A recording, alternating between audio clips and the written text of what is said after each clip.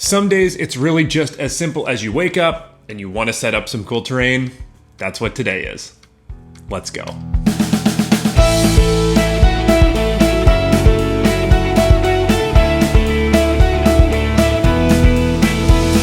Welcome back to the channel, everybody. My name is Garmin. This is the Storycraft Society, and we ended up making this terrain board out of a cork bulletin board. If you haven't checked that video out, I will leave that linked in the description below, as well as, the thumbnail up right here for you to see. Please go check that out if it is something that would interest you. But today I woke up and I just had that urge to throw some terrain onto a terrain board. And with that video, I only really had time to set up one scene towards the end of filming it. So I figured this week was a good time to just take advantage and start setting some stuff up. Not a whole lot of intro here. We're just gonna dive into it, and we're gonna go ahead and start with scene number 1.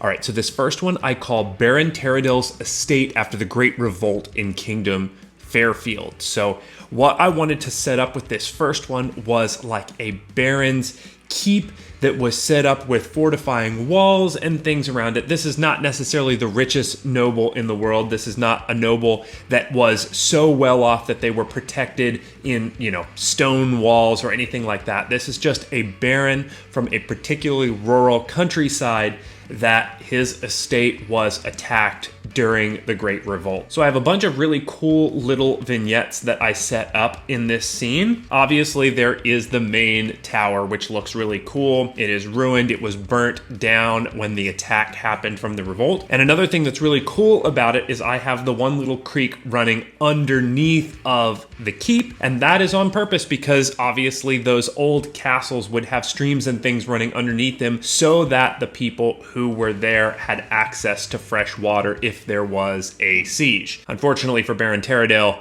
didn't work out so well. That is awesome. You can see the Terradil family graveyard. That's over there. That's where the family has been buried for generations. There is also the little barn set up with the outside well, and that is going to be the area where probably the groundskeeper lived, as well as kept all of their tools and things for maintaining this property. This is a cool scene that I could use for just about anything, but it feels full, it feels dynamic, it feels interesting. I feel like my eye is kind of pulled around it looking at the different sections of it. You could run a session of D&D using just a map this size, where you'd have some different encounters. If the players went into the graveyard, there would be some kind of an undead encounter there. If they went into the groundkeeper's hut, maybe there is some old hermit that's living in there that's taken over the property. Obviously, the thing that, of course, the players are coming to get off of this ruined estate's property is up here in the keep.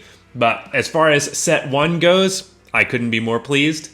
Let's move on to set 2.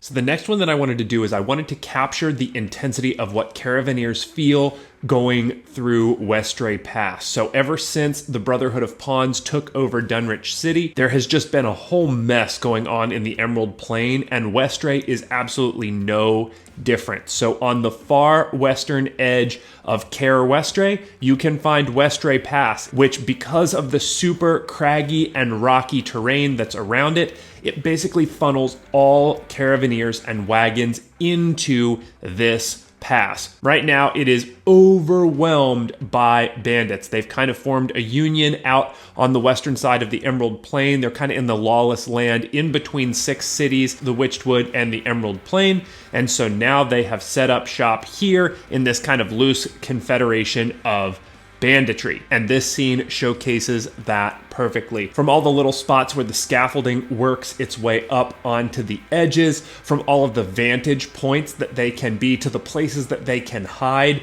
Yeah, this is absolutely the type of scene that gets me all jazzed up to have my players work through it, because this is not an encounter that you're just going to come up, kill some bandits, and be done. This is one that is going to require strategy. It's going to require tactics. It's going to require forward thinking. It's going to require creative thinking.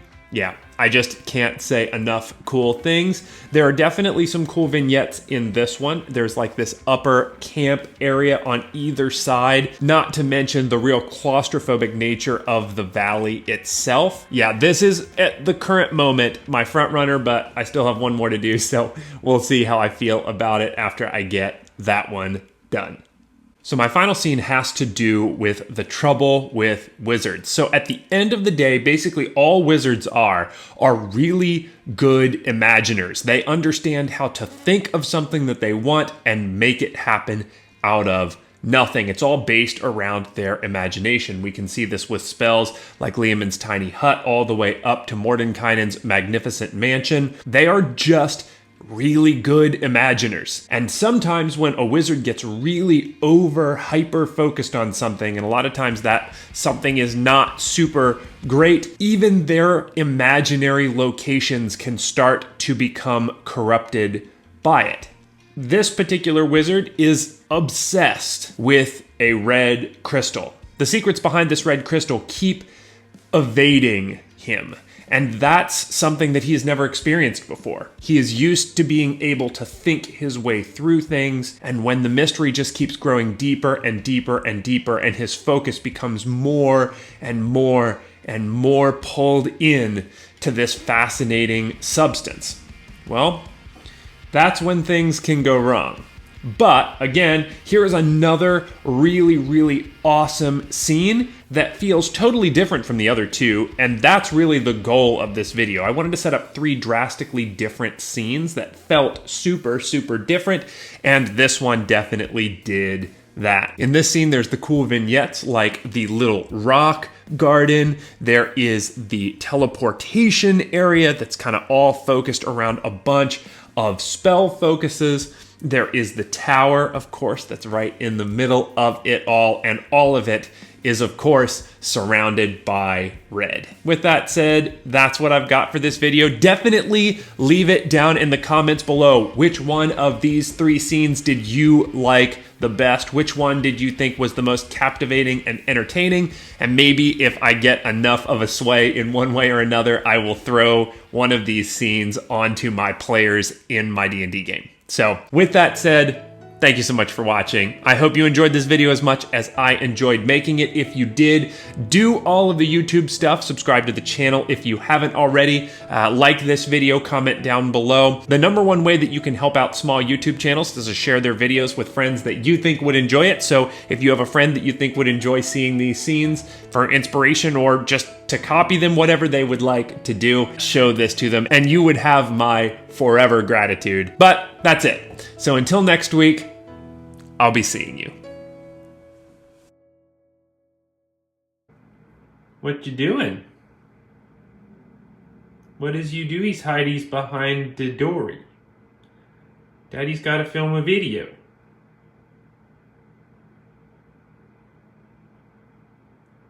You're obviously doing some piece.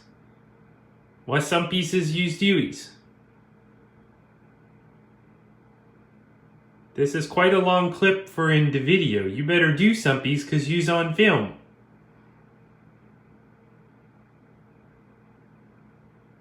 You're a very patient boy. Yes?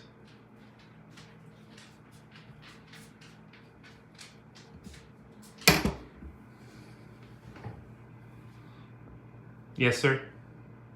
What does you need? I'm gonna come here.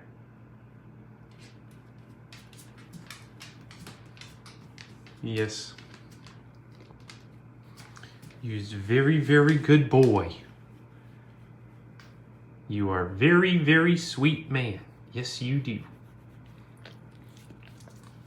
Love you.